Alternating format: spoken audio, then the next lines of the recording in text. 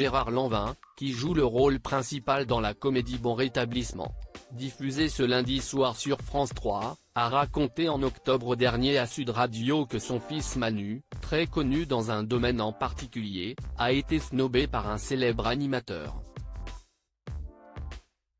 De quoi le surprendre.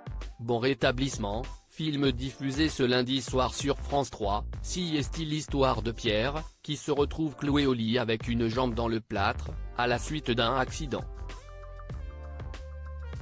Malgré sa misanthropie, ce séjour ressemble à une renaissance. Ce rôle principal, il est incarné par Gérard Lanvin. L'occasion de s'intéresser à l'acteur, notamment à ses enfants, nés de sa relation avec sa femme Chantal Benoît, qui était connue en tant que chanteuse de disco sous le pseudonyme de Jennifer. Manu, né en 1974, et Léo, né en 1988, se sont tous les deux lancés dans une carrière musicale, suivant ainsi les traces de leur mère. Mais le célèbre papa est tout autant impliqué et concerné par ce qu'ils font.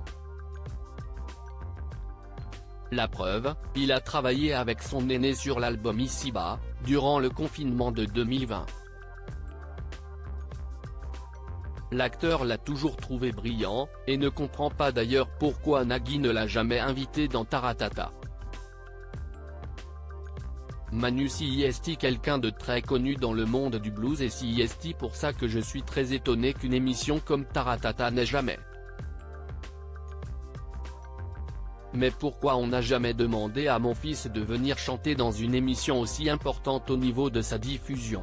Avait-il lâché le vendredi 13 octobre 2023 sur Sud Radio. Manu Lanvin victime d'un accident. Mais cette interview était également l'occasion pour l'acteur de tout simplement expliquer à quel point il est fier de son fils, Manu si est un artiste. Pour ma part, je suis fan de mon fils. Alors, ça a l'air con, mais je crois que mon fils, je suis fan de son travail.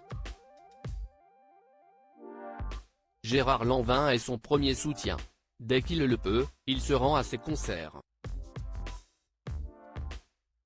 Il avait alors certainement prévu d'aller l'applaudir à la Cigale à Paris, en novembre 2020.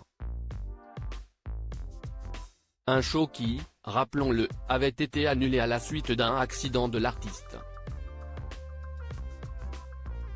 Je roulais trop vite, j'avais un casque mais je n'ai pas vu un rond-point surgir de nulle part et je l'ai traversé au milieu, avait raconté le musicien 2 ans plus tard pour Le Figaro. Un accident qui aurait pu avoir de lourdes conséquences mais qui n'est désormais plus qu'un lointain souvenir.